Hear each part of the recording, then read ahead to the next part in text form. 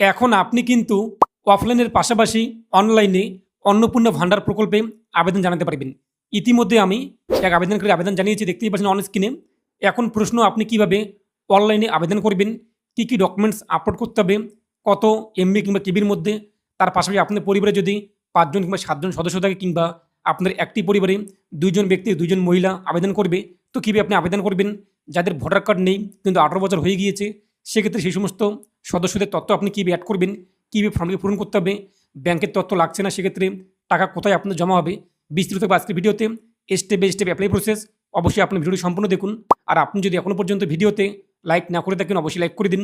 এর পাশাপাশি channel subscribe করে পাশে ক্লিক করে নোটিফিকেশন করে রাখুন পরবর্তী ভিডিও সরকার পাওয়ার জন্য।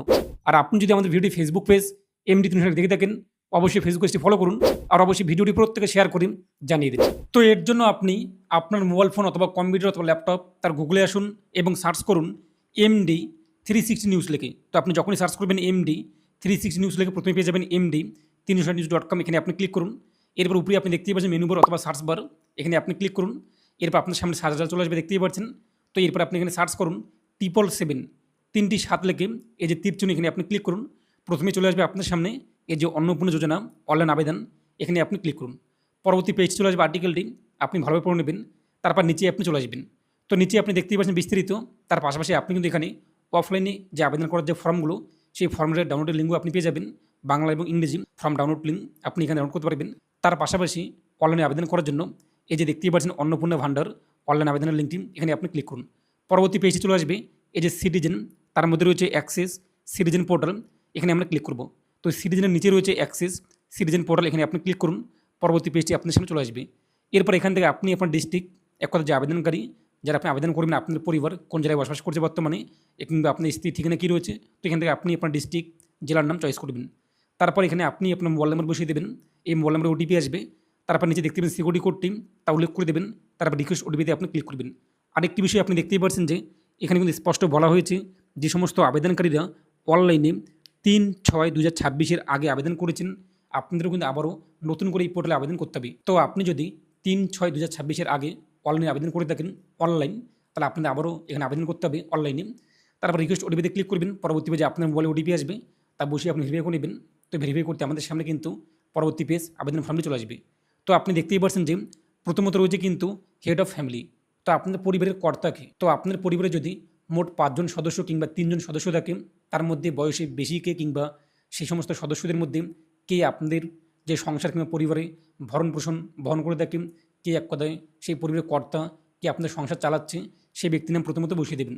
যদি আপনার স্বামী কিংবা বাবা মারা যায়, তাহলে আপনার পরিবার যদি হেড বর্তমানে আপনার দাদা হয়ে থাকে, কিংবা আপনার মা হয়ে থাকে, কিংবা আপনি যদি হয়ে থাকেন, তাহলে আপনি আপনার নাম বসিয়ে দেবেন, অর্থাৎ পরিবারের কর্তা যিনি তার নাম বসিয়ে দেবেন। আর আপনি আধার কার্ড দেখে দেখে নাম বসিয়ে দেবেন। আধার কার্ডে ডেট অফ বার্থ কী রয়েছে তা দেখে দেখে উল্লেখ করে দেবেন। যদি আধার কার্ডে শুধুমাত্র সাল থাকে, দিন মাস না থাকে, তো আপনি মাই আধার পোর্টাল থেকে নতুন একটি আধার কার্ড ডাউনলোড করবেন, এবং আপনার কিন্তু আধার কার্ডে তখন দেখতে পারবেন দিন মাস এর চলে আসবে, বসিয়ে দেবেন। এবং সেই কর্তার জেন্ডার কী রয়েছে, মেল নাকি ফিমেল নাকি আদার্স, তা উল্লেখ করে দেবেন। ক্যাটাগরি এক কথা জেনারেল, জেনারেল হলে ইউআর এটি আপনি উল্লেখ করে দেবেন, নাকি এসসি এসটি ওবিসি যা হয়ে থাকে তা বসিয়ে দেবেন। তারপর নিচে মোবাইল নাম্বার, এই যে পরিবারের কর্তা তার আধার কার্ডে কোন মোবাইল নাম্বার লিঙ্ক রয়েছে সেই মোবাইল নাম্বারটি বসিয়ে দেবেন। যদি আধার কার্ডে মোবাইল নাম্বার লিঙ্ক না থাকে, তো আপনি এখানে আপনাদের মোবাইল নাম্বারটি বসিয়ে দিন। এরপর পোস্ট অফিস অথবা আধার সেন্টারে গিয়ে আপনি এই নাম্বারটিকে এই ব্যক্তির আধার কার্ডে লিঙ্ক করে নেবেন, তাহলে কিন্তু হয়ে যাবে। তারপর বলা হচ্ছে টোটাল ফ্যামিলি মেম্বার, তো আপনার পরিবারে টোটাল কতজন সদস্য, হেড অফ ফ্যামিলি একবার পরিবারের কর্তা সহকারে টোটাল সদস্য কতজন, ৫ জন নাকি ৪ জন নাকি ৩ জন নাকি ২ জন, তা আপনি বসিয়ে দেবেন। আর আপনার পরিবারে যদি বাচ্চা থাকে, এক কথা আপনার সন্তান রয়েছে, তাদেরকে সহ করে টোটাল কতজন সদস্য তা আপনি লিখে দেবেন। ২, ৫, ৪, ৩ যা হয়ে থাকে তা আপনি বসিয়ে দেবেন। এবং উপরে আপনি দেখতেই পাচ্ছেন যে ২ জন হলে ২টো ঘর চলে আসবে, ৩ হলে ৩টি মেম্বারের অপশন চলে আসবে, তা আপনি উল্লেখ করে দেবেন। ডিসেবিলিটি স্ট্যাটাস, এই যে পরিবারের যে কর্তা তিনি কি শারীরিক অক্ষম কিনা, এক কথা প্রতিবন্ধী কিনা, যদি হয়ে থাকে তাহলে আপনি ইয়েস করবেন, এবং নিচে সার্টিফিকেট নাম্বার বসিয়ে দেবেন, এবং ডিসেবিলিটি টাইপ কত পার্সেন্ট তা উল্লেখ করে দেবেন, এবং সার্টিফিকেটটিকে আপলোড করে দেবেন। যদি আপনি সার্টিফিকেট নাম্বার এবং পার্সেন্টেজ না উল্লেখ করে দেন, সমস্যা নেই, স্টার মার্ক কিন্তু নেই। যে সমস্ত ঘর স্টার মার্ক করা থাকবে সেগুলো ফিল আপ করতে হবে, যেগুলো স্টার মার্ক নেই সেগুলো আপনি ফাঁকা রাখবেন। এরপর যদি প্রতিবন্ধী না হয়ে থাকে, শারীরিক অক্ষম না হয়ে থাকে, ডিসেবিলিটি না থাকে, তো নোতে আপনি টিকমার্ক করে দেবেন। তারপর নিচে পরিবারের কর্তা যার নাম আপনি উল্লেখ করেছেন তার আধার কার্ড নাম্বার বসিয়ে দেবেন, এবং আধার কার্ডটিকে আপনি এখানে আপলোড করে দেবেন। তারপর নিচে স্থায়ী ঠিকানা, তো আপনার স্থায়ী ঠিকানা কী রয়েছে, কোথায় আপনি সারা জীবন বসবাস করবেন কিংবা করছেন, সেই স্থায়ী ঠিকানা আপনি বসিয়ে দেবেন। বর্তমানে আপনি কোথায় রয়েছেন সেটা বড় কথা না, কিন্তু আপনার স্থায়ী ঠিকানা পার্মানেন্ট অ্যাড্রেস কোন জায়গায় আপনার স্থায়ী ঠিকানা সেই সম্পূর্ণ ঠিকানায় বসিয়ে দেবেন। Village, post, police station, district, pincode কিংবা ওয়ার্ড হলে ওয়ার্ড কিংবা পৌরসভা হলে পৌরসভা সম্পূর্ণ ঠিকানা আপনি বসিয়ে দেবেন এবং আপনি ফর্মটিকে ক্যাপিটাল অথবা ক্যাপিটাল এবং স্মল ফিল আপ করতে পারেন অথবা সম্পূর্ণ ফর্মটি ক্যাপিটাল ফিল আপ করতে পারেন আপনার ইচ্ছে, অথবা আপনি প্রথম ঘরটি বড় তারপরে বাকি ঘরগুলো আপনি ছোট স্মল লেটার দিতে পারেন আপনার ইচ্ছে। তারপর নিচে ডিস্ট্রিক্ট, তারপর আপনাদের এরিয়া টাইপ আপনি রুরাল নাকি আরবান, যদি আরবান হয়ে থাকেন একদম শহর এলাকা তাহলে আরবান সিলেক্ট করুন, যদি আপনি গ্রাম পঞ্চায়েতে বসবাস করে থাকেন রুরাল উল্লেখ করে দেবেন। তারপর আপনার পিনকোড, তারপর আপনার পোস্ট অফিস, তারপর পুলিশ স্টেশন, এরপর আপনার ব্লক অথবা পৌরসভা, এরপর জিপি বা ওয়ার্ড কী রয়েছে তা বসিয়ে দেবেন। তারপর নিচে কিন্তু ভোটার কার্ড নাম্বার বসিয়ে দেবেন এবং আপনার আধার কার্ড জিপিজি অথবা পিডিএফ অথবা জিপিজি ফাইলে কিন্তু 200 কেবির মধ্যে আপলোড করতে হবে এবং নিচে ভোটার কার্ড নাম্বার বসিয়ে দেবেন পরিবারের যে কর্তা তার ভোটার কার্ড নাম্বার এবং আপনাদের যদি অ্যাসেম্বলি একদা বিধানসভা জানা থাকে তো উল্লেখ করবেন, জানা না থাকলে আপনি ফাঁকা রাখবেন। পার্ট নং, অংশ নং যদি জানা থাকে উল্লেখ করবেন, নাহলে আপনি ফাঁকা রাখবেন। পরিবারের কর্তার ভোটার কার্ড এখানে উল্লেখ করে দেবেন এবং আপনারা এই ভুলটি করবেন না, 2002 সালের যে ভোটার লিস্টের তথ্য তা উল্লেখ করবেন না। 2026-এ তিনি যে ভোট দিয়েছে রিসেন্ট কিংবা 2025-এ তার যে নাম রয়েছে ভোটার লিস্টে 2026-এ নাম উঠেনি সেটার জন্য বাতিল হয়েছে সেটা আলাদা ব্যাপার। তো 2025 অথবা 26-এর কিন্তু রিসেন্ট তথ্যই আপনি উল্লেখ করে দেবেন। যদি আপনার জানা থাকে অ্যাসেম্বলি অথবা পার্ট নং তো উল্লেখ করবেন, জানা না থাকবে ফাঁকা রাখবেন। শুধুমাত্র ভোটার কার্ডটিকে আপলোড করে দেবেন এবং ভোটার কার্ড অবশ্যই আপনি বোথ সাইড এক কথা ফ্রন্ট এবং ব্যাক দুটো আপলোড করবেন। আধার কার্ড যদি আপনি কেটে ছোটো করে থাকেন ফ্রন্ট এবং ব্যাক দুটো একসঙ্গে করে আপনি আপলোড করে দেবেন। আরও একটি প্রশ্ন আপনার মনে অনেকের করেছেন আগের ভিডিওতে যে জেরক্স এবং সিল অ্যাটাস্টেড, জেরক্স এবং সিল অ্যাটাস্টেড আপনি করতে হবে না, অরিজিনাল ডকুমেন্টসটিকে আপনি ফটো তুলে আপলোড করে দেবেন। দুই সাইডে আপনি বোথ সাইডে কিন্তু ফটো তুলে জিপিজি অথবা পিডিএফ ফাইলে আপলোড করে দেবেন 200 কেবির মধ্যে। Original documents xerox documents upload করার দরকার কিন্তু নেই। তারপর নিচে দেখতে পাবেন সেভ অ্যাজ ড্রাফট, এই সেভে আপনি ক্লিক করবেন, তাহলে কি সুবিধা হবে, এই মুহূর্তে আপনার কাজের চাপ রয়েছে, আপনি এক কথায় ফর্মটি পূরণ করতে পারছেন না, তো আপনি এখান থেকে বেরিয়ে চলে আসুন। পরবর্তীতে আপনি আবারও আপনার মোবাইল নাম্বার দিয়ে লগ ইন যখনই করবেন এই স্টেপে আসতে পারবেন। যতদূর পর্যন্ত আপনি আবেদন করার পর সেভ করেছেন, সেভ ড্রাফট করেছেন, এটা আপনাদের অটোমেটিক ফিল আপ করা থাকবে, যেহেতু আপনি আগে ফিল আপ করে সেভ করেছেন তাই আপনি সেভ ড্রাফট করে রাখবেন। তারপর নেক্সটে আপনি ক্লিক করবেন। পরবর্তী স্টেপ রেশন কার্ডের ডিটেলস, যদি আপনাদের পরিবারে একটা পরিবারের যে কর্তা সেই কর্তার যদি রেশন কার্ড থাকে ডিজিটাল রেশন কার্ড তাহলে আপনি ইয়েস করবেন এবং কোন ক্যাটাগরি রেশন কার্ডের মধ্যে পেয়ে যাবেন, ক্যাটাগরি আপনি এখান থেকে উল্লেখ করে নেবেন এবং পাশে আপনি রেশন কার্ড নাম্বারটি বসিয়ে দেবেন। আর যদি রেশন কার্ড না থাকে পরিবারের কর্তার নোতে আপনি টিকমার্ক করে দেবেন। তারপর সেভ ড্রাফট এখানে ক্লিক করবেন, তারপর নেক্সটে আপনি ক্লিক করুন। পরবর্তী স্টেপ দেখতেই পাচ্ছেন বলা হয়েছে কিন্তু আপনাদের পরিবারে কি 3টি বা তার বেশি পাকা ঘর রয়েছে কিনা। 3টি বা তার বেশি যদি পাকা ঘর থাকে আপনাদের পরিবারে তাহলে আপনি ইয়েস করবেন, আর যদি না থাকে নোতে আপনি টিকমার্ক করে দেবেন। তারপর বলা হয়েছে আপনাদের পরিবারে কি জমি রয়েছে কিনা, কারণ নামে আপনাদের পরিবারে যদি 5 জন সদস্য থাকে 5 জনের নামে যদি জমি থাকে তা তথ্য উল্লেখ করে দেবেন, কিংবা ধরুন আপনার পরিবারে 5 জন সদস্য 2 জনের নামে জমি রয়েছে তো আপনি এখানে ইয়েস করার পর 2 জন সদস্য টোটাল কতগুলো জমি রয়েছে শতকে আপনি উল্লেখ করে দেবেন এবং আপনি খতিয়ানের মধ্যে শতকেই পেয়ে যাবেন তা বসিয়ে দেবেন। 0.14 শতক হলে 0.14, যদি 7 শতক হয়ে থাকে 0.7 এভাবে আপনি বসিয়ে দেবেন। তো আপনার পরিবারে যদি 5 জন সদস্য কিংবা 3 জন সদস্য থাকে সেক্ষেত্রে আপনাদের সন্তানের নামেও যদি জমি থাকে টোটাল কতগুলো জমি রয়েছে আপনাদের পরিবারে যে সমস্ত সদস্যদের তথ্য আপনি উল্লেখ করবেন 5 জন বা 6 জন কিংবা 2 জন কিংবা 1 জন তাদের মধ্যে কতজনের জমি রয়েছে এবং কতগুলো মোট তা যোগ করে বসিয়ে দেবেন। যদি জমি না থাকে তারপর নো করে দেবেন। এরপর নিচে বলা হয়েছে কিন্তু আপনার পরিবারে কি নন কমার্শিয়াল 4 চাকার গাড়ি রয়েছে কিনা। যদি আপনার পরিবারে নন কমার্শিয়াল 4 চাকার গাড়ি থাকে ট্রাক্টর কিংবা 4 চাকার গাড়ি তাহলে আপনি এটা ইয়েস করবেন এবং কতগুলো গাড়ি রয়েছে 4 চাকার 2টি নাকি 1টি নাকি 3টি তা এখানে লিখে দেবেন এবং আপনার গাড়ির যে রেজিস্ট্রেশন নাম্বার তা আপনি এখানে বসিয়ে দেবেন। আর যদি না থাকে আপনার 4 চাকা বিশিষ্ট গাড়ি তাহলে আপনি এটি নো করে দেবেন। এবং নিচে বলা হচ্ছে হেলথ ইন্স্যুরেন্স, একদা আপনাদের পরিবারের যে কর্তা তার কি স্বাস্থ্য বিমা রয়েছে কিনা। যদি স্বাস্থ্য বিমা থাকে তাহলে আপনি এটা ইয়েস করবেন এবং গভর্নমেন্ট নাকি প্রাইভেট তা উল্লেখ করে দেবেন। যদি গভর্নমেন্ট হয়ে থাকে কোন টাইপের সেটা স্বাস্থ্যসাথী নাকি আদার্স তা উল্লেখ করে দেবেন যদি স্বাস্থ্যসাথী হয়ে থাকে। এবং পাশে দেখতেই পাচ্ছেন ইউরের নাম্বার, স্বাস্থ্যসাথী কার্ডের যে ইউরের নাম্বারটি শেষে নিচে দেখতে পারবেন 19 দিয়ে শুরু নাম্বারটি, সেই নাম্বারটি বসিয়ে দেবেন। যদি পরিবারের একদা স্বাস্থ্যসাথী কার্ড থাকে পরিবারের যে কর্তা তার নাম যদি থাকে সেই স্বাস্থ্যসাথী কার্ডের মধ্যে তাহলে আপনি তার তথ্য উল্লেখ করে দেবেন। আর যদি না থাকে কোনো ইন্স্যুরেন্স নেই তাহলে আপনি নো করে দেবেন। যদি প্রাইভেট কোনো রকম স্বাস্থ্য বিমা করে থাকেন তাহলে প্রাইভেট উল্লেখ করে দেবেন, প্রাইভেট সিলেক্ট করলে কোনো তথ্য উল্লেখ করতে হবে না। আর যদি আপনার স্বাস্থ্যসাথী কার্ড থাকে তাহলে আপনি এটা ইয়েস করে পরিবারের কর্তার নাম যদি থাকে সেই কার্ডের মধ্যে ইউজ করার পর স্বাস্থ্যসাথী কার্ড এটা আপনি চয়েস করবেন, তারপর ইউরের নাম্বারটি বসিয়ে দেবেন। এরপর সেভ ড্রাফট এখানে ক্লিক করবেন, সেভ হয়ে যাবে। তারপর নেক্সটে আপনি ক্লিক করবেন। পরবর্তী স্টেপ ইনকাম এবং প্রফেশন। তো আপনার পরিবারের যে কর্তা তিনি কি কোনো ট্যাক্স পে করে কি না, যদি ইনকাম ট্যাক্স পে করে থাকেন প্রফেশনাল ট্যাক্স তাহলে আপনি এটা ইয়েস করবেন। আর যদি না করে থাকে পরিবারের কর্তা কোনো ট্যাক্স পে তাহলে আপনি এটা নো করে দেবেন। এবং আপনার পরিবারের কর্তা যার নাম আপনি উল্লেখ করেছেন পরিবারের হেড সেই ব্যক্তি যদি প্যান কার্ড থাকে ইয়েস করবেন এবং নিচে প্যান কার্ড নাম্বারটি বসিয়ে দেবেন। আর যদি প্যান কার্ড না থাকে নোতে আপনি টিকমার্ক করে দেবেন। তারপর নিচে আপনার পরিবারের বাৎসরিক আয় কত রয়েছে, 72,000 নাকি 1,20,000, যা হয়তো নাকি 2 লক্ষ নাকি 5 লক্ষ, তা আপনি লিখে দেবেন নাকি 50,000 নাকি 60,000, একবার আপনার অ্যাকর্ডিং পরিবারের বাৎসরিক আয় কত রয়েছে তা আপনি এখানে বসিয়ে দেবেন। তারপর বলা হয়েছে কিন্তু আপনার পরিবারের যে কর্তা তিনি কোন পেশায় যুক্ত রয়েছে। এখানে আপনি দেখতেই পাচ্ছেন বিভিন্ন পেশা রয়েছে, গভর্নমেন্ট অথবা প্রাইভেট, অথবা এক কথায় যদি তিনি শিক্ষিত হয়ে থাকে, বর্তমানে কোনো রকম জব করে না, বেকার রয়েছে, তাহলে আপনি আনএমপ্লয়েড এটা আপনি উল্লেখ করে দেবেন, কিংবা আদার্স যদি লিস্টের মধ্যে না থাকে আদার্স উল্লেখ করুন। যদি কৃষক হয়ে থাকে, ফার্মার দেখতেই পাচ্ছেন, এটা সিলেক্ট করে দেবেন। আপনি একসঙ্গে কিন্তু বিভিন্ন অপশন চয়েস করতে পারবেন। যদি প্রাইভেট জব করতে প্রাইভেট জব উল্লেখ করে দেন, যদি পার্ট টাইম কোনো জব করতে থাকে সেটি আপনি উল্লেখ করে দেবেন, কিংবা বিজনেস করলে বিজনেস আপনি উল্লেখ করে দেবেন। যেটি হয়ে থাকে এখান থেকে সেটি আপনি চয়েস করুন। যে আপনি কিন্তু এখান থেকে একসঙ্গে 2টো কিংবা 3টে কিংবা 4টে উল্লেখ করতে পারেন। যদি লিস্টের মধ্যে আপনাদের এক কথা যে কর্তা তিনি যে জব করে কিংবা যে কাজ করে থাকে সেটি নেই, তাহলে আপনি আদার্স এটা উল্লেখ করে দেবেন। তারপর নিচে বলা হয়েছে কিন্তু আপনার পরিবারের কর্তার শিক্ষিত যোগ্যতা কী রয়েছে। পরিবারের যে হেড, যার নাম আমরা উল্লেখ করলাম, তার সর্বোচ্চ শিক্ষিত যোগ্যতা তা উল্লেখ করতে হবে। যদি তিনি এক কথায় 8 পাস করে থাকে মাধ্যমিকের নিচে, তাহলে যে বিলো 8 একটা 10 এটা আপনি উল্লেখ করবেন। যদি উচ্চ মাধ্যমিক পাস হয়ে থাকে কিংবা গ্র্যাজুয়েট অথবা পোস্ট গ্র্যাজুয়েট অথবা মাস্টার্স যা রয়েছে এখানে উল্লেখ করবেন। যদি শুধুমাত্র সিগনেচার পারে তাহলে উপরে যে অপশানে দেখতেই পাচ্ছেন রিলেটেড, এটা আপনি সিলেক্ট করে নেবেন আপনার অ্যাকর্ডিং। তারপর নিচে বলা হচ্ছে কিন্তু আপনার পরিবারের যে কর্তা তিনি কি কোনো এক কথায় এমএলএ বা এমপি বা একটা পঞ্চায়েত এগুলো কোনো সদস্য রয়েছে কিনা, নাকি আগে ছিল প্রাক্তন বা বর্তমানে রয়েছে, যদি থাকে ইয়েস করবেন, যে না থাকে নো করে দেবেন। এবং বাকি স্টেপগুলো যদি এগুলো হয়ে থাকে ইয়েস করবেন, যে না হয়ে থাকে নো করে দেবেন। এবং নিচে বলা হয়েছে আপনার কি পরিবারের কর্তা জিএসটি পে করে, কিন্তু জিএসটি থাকে এক কথায় ইয়েস করার পর জিএসটি নাম্বারটি বসিয়ে দেবেন। আর যদি না থাকে নো করে দেবেন। আমার যেহেতু নেই এগুলো, তাই আমরা 3টি ঘরে নো করে দিলাম। তারপর সেভ ড্রাফে আমরা ক্লিক করবো, তারপর নেক্সটে আমরা ক্লিক করবো, পরবর্তী স্টেপ চলে আসবে। তো পরবর্তী পেজে বলা হয়েছে কিন্তু পরিবারের কর্তা তিনি কি নাগরিকত্ব সার্টিফিকেট পাওয়ার জন্য সিএতে অ্যাপ্লাই করেছে কিনা। যদি অ্যাপ্লাই করে থাকে অ্যাপ্লাই ক্লিক করবেন। যদি সার্টিফিকেট ইস্যু হয়ে থাকে, সার্টিফিকেট পেয়ে গিয়েছে, তাহলে আপনি ইস্যু এখানে অ্যাপ্লাই করে দেবেন। আর যদি না হয়ে থাকে তাহলে আপনি নট অ্যাপ্লিকেবল এটা উল্লেখ করে দেবেন। এটা কাদের জন্য?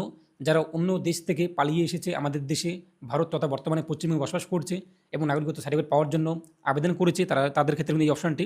এবং সেই পরিবারের কর্তা যদি এরকম একজন সদস্য হয়ে থাকে তাহলে আপনি এখানে উল্লেখ করে দেবেন। আর যদি না হয়ে থাকে আপনাদের একবার আপনার বংশ পরম্পরায় কিংবা আগে থেকে আপনার জন্মসূত্রেই ভারতীয়, তাহলে যে নট অ্যাপ্লিকেবল এটা আপনি উল্লেখ করে দেবেন আপনার অ্যাকর্ডিং। এবং পরিবারের কর্তার নাম যদি এসিআর থেকে বাতিল হয়ে যায় এবং ট্রাইব্যুনালে আপিল করে থাকে, তাহলে আপনি এটা এখান থেকে ইয়েস করে দেবেন। আর নাহলে আপনি নো করে দেবেন, অথবা নট অ্যাপ্লিকেবল এটা করে দেবেন। তারপর সেভে ক্লিক করে নেক্সটে ক্লিক করবেন। পরবর্তী পেজ দেখতেই পাচ্ছেন বলা হয়েছে কিন্তু পরিবারের কর্তাকে কোনো স্কিমের টাকা পায় কিনা ডিবিটির মাধ্যমে। যদি কৃষক বন্ধু পেয়ে থাকে কৃষক বন্ধু উল্লেখ করে দেবেন, এবং যদি লক্ষ্মীর ভাণ্ডার পেয়ে থাকে লক্ষ্মীর ভাণ্ডার উল্লেখ করে দেবেন। যদি যুব সাথী পেয়ে থাকে তাহলে আপনি সেটা উল্লেখ করে দেবেন, অথবা যেখানে দেখতেই পাচ্ছেন বিভিন্ন স্কিমের নাম রয়েছে, অথবা যুবশ্রী যদি পেয়ে থাকে এখান থেকে সেই সমস্ত প্রকল্পের নাম আপনি উল্লেখ করে দেবেন। এটা ক্লিক করে। আর পাশেই আপনি দেখতেই পাচ্ছেন একটি অপশান, এখানে বলা হয়েছে কিন্তু এটার মানে এটাই, আপনি কি এই প্রকল্প থেকে আপনার নাম বাতিল করতে চান কিনা। অনেকে প্রশ্ন করবেন যে আপনি তো লক্ষ্মীর ভাণ্ডার এখানে সিলেক্ট করেছেন, পাশে এটা আপনি ইয়েস করে দিয়েছেন, তাহলে কি সমস্যা হবে নাকি সমস্যা হবে না। আমরা প্রত্যেকে জানি অন্নপূর্ণ ভাণ্ডার পেলে কিন্তু লক্ষ্মীর ভাণ্ডার অটোমেটিক বন্ধ হয়ে যায়। আর আপনি ফর্মটি সাবমিট করার সময় এটা নো না রেখে আপনি ইয়েস করে দিয়েছেন লক্ষ্মীর ভাণ্ডারের পাশে। তার মানে কি আপনি এই প্রকল্পের যে সুবিধা তা প্রত্যাহার করতে চান, কিংবা আপনি যদি কয়েক কথা বয়স্ক ভাতা কিংবা যুবশ্রী পেয়ে থাকেন কিংবা বিভিন্ন প্রকল্পের টাকা পেয়ে থাকেন তা উল্লেখ করছেন, অথবা কৃষক বন্ধু, এবং পাশে আপনি যদি এটা ইয়েস করে দেন, তার মানে এটাই যে আপনি এই স্কিমের আর সুবিধা চাচ্ছেন না, আপনি প্রত্যাহার নিজে থেকে বাতিল করলেন। এখন ফর্মটি আপনি যখন সাবমিট করবেন, এরপর আধিকারিকরা কিন্তু আপনার ফর্মটিকে ভেরিফাই করবে, তারপর কিন্তু আপনার ফর্মটিকে টাকা পাঠানোর জন্য যে কোনো নবান্ন সেখানে পাঠিয়ে দেবে। এখন যখন আধিকারিকরা ফর্মটিকে পূরণ করবে, তখন তারা কিন্তু দেখবে যে আপনি কোন কোন স্কিম পাচ্ছেন এবং কোন কোন স্কিম বন্ধ করতে চাচ্ছেন। এই মুহূর্তে ধরুন আপনার ফর্মটি সাবমিট হয়েছে এবং একটা আগামীকাল আপনার ফর্মটিকে ভেরিফাই করা হবে, আধিকারিককে ভেরিফাই করবে, এবং সেই মুহূর্তে দেখছে আপনি যে একটা লক্ষ্মীর ভাণ্ডার সেটাকে বন্ধ করে দিয়েছেন, ইয়েস করে দিয়েছেন। তার মানে আপনি লক্ষ্মীর ভাণ্ডার কিন্তু তারা সাথে সাথেই বন্ধ করে দেবে, এবং আগামী মাসে আপনি কিন্তু লক্ষ্মীর ভাণ্ডার টাকা পাবেন না। এখন আপনার অন্নপূর্ণা ভাণ্ডার যে একদম ভেরিফাই হয়ে নেক্সট স্টেপ টাকা রিলিজের স্টেপে চলে যাবে। যদি আপনার আগামী মাসে অন্নপূর্ণা ভাণ্ডার টাকা না আসে, এই যে লক্ষ্মীর ভাণ্ডার আপনি তো বন্ধ করে দিয়ে দিলেন, এখন আপনার লক্ষ্মীর ভাণ্ডার কিন্তু আসবে না। এরপর যখন অন্নপূর্ণা ভাণ্ডার টাকা পাঠানো হবে তখন আপনি অন্নপূর্ণা ভাণ্ডার টাকা পাবেন।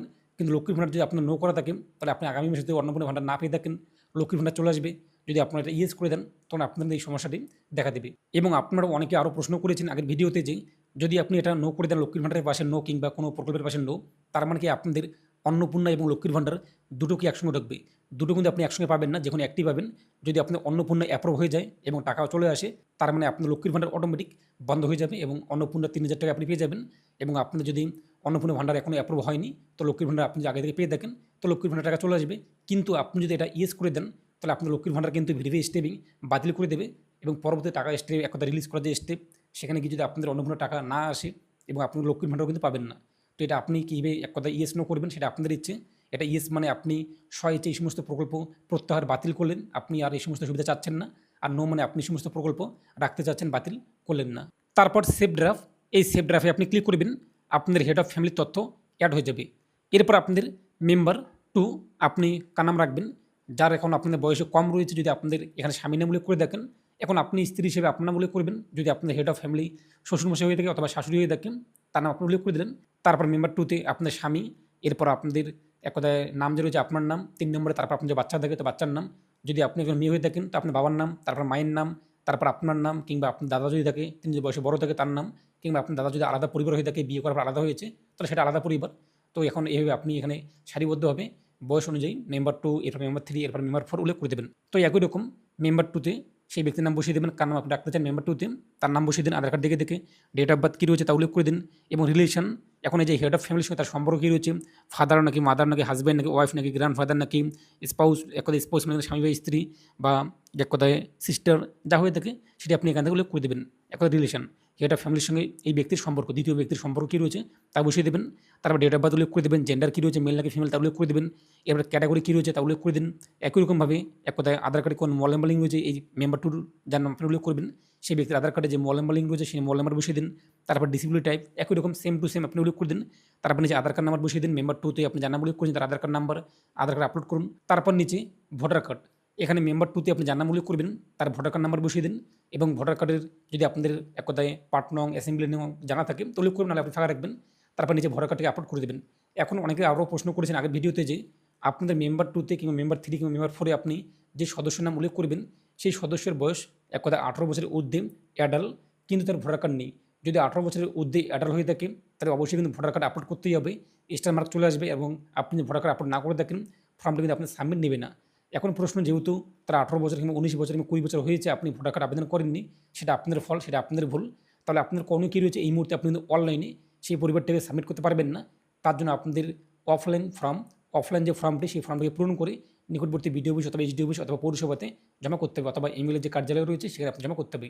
যদি আপনার 18 বছরের ঊর্ধ্বে কোনো সদস্য থাকে পরিবারে কিন্তু আপনি তার ভোটার কার্ড আবেদন করেননি, অ্যাডাল্ট সদস্য, তাহলে আপনাদের কিন্তু এখানে অনলাইনে সাবমিট নেবে না। তাই এটা আপনাদের মাথায় রাখতে হবে। এই আপনি তথ্যগুলো উল্লেখ করে দেবেন, তারপর সেভ অ্যাজ গ্রাফে ক্লিক করে নেক্সটে ক্লিক করবেন। পরবর্তী পেজ দেখতেই পাচ্ছেন একই রকম, তার কোনো ইন্স্যুরেন্স রয়েছে কি, যদি একটা হেলথ ইন্স্যুরেন্স থাকে সেই দ্বিতীয় সদস্যর, সেটা গভর্নমেন্ট নাকি প্রাইভেট তা উল্লেখ করে দেবেন। তারপর যে এক কথা নিচে দেখতেই পারেন সেভ অ্যান্ড নেক্সট, এখানে ক্লিক করুন, পরবর্তী স্টেপ চলে আসবে।